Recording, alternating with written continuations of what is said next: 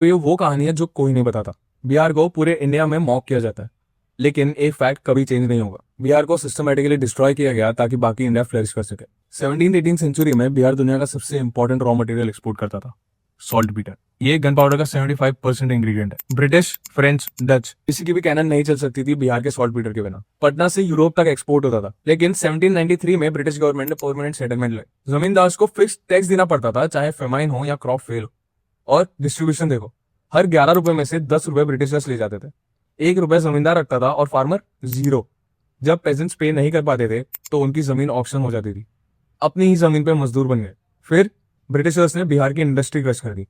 पहले बिहार यूरोप को टेक्सटाइल और सॉल्ट पीटर एक्सपोर्ट करता था, लेकिन फिर ब्रिटिश गवर्नमेंट ने इंडियन गुड्स पे 80% ड्यूटी लगा दी और अपने फैक्ट्री के गुड्स इंडिया में ड्यूटी फ्री बेचने लगे। बिहार प्रोड्यूसर से रॉ मटेरियल कॉलोनी बन गया और सारा वेल्थ लंदन चला गया। 1952 में इंडिपेंडेंट इंडिया ने फ्रेट इक्वलाइजेशन पॉलिसी लाई। लॉजिक, अगर बिहार में कोल और आयरन और ट्रांसपोर्ट सस्ता होगा तो सारी इंडस्ट्रीज वहीं क्लस्टर हो जाएगी। तो गवर्नमेंट ने फ्रेट कॉस्ट पूरे इंडिया में इक्वल कर दिया।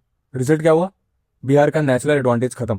एंटरप्रेन्योर्स महाराष्ट्र और गुजरात में फैक्ट्रीज लगाने लगे क्योंकि वहां पोर्ट्स थे, इंफ्रास्ट्रक्चर था और पॉलिटिकल स्टेबिलिटी थी। और फिर 2000 में फाइनल ब्लो आया। झारखंड अलग हो गया। झारखंड में क्या था? बिहार की पूरी इंडस्ट्रियल बेस, झरिया और बोकारो के कोल माइंस, नोआ मुंडी और सिंहभूम के iron ore deposits, Bokaro steel plant, Tata steel Jamshedpur. Overnight Bihar ने 75% इंडस्ट्री और 60% रेवेन्यू पोटेंशियल खो दिया। और ऊपर से 1990 से 2005 में जंगल राज था। Law and order completely collapsed. Fodder scam ने 950 करोड़ रुपीस लूट लिए। लालू ने खुद बोला, economic development does not get votes. IT के बारे में पूछा गया तो बोले, कंप्यूटर दूध देता है क्या?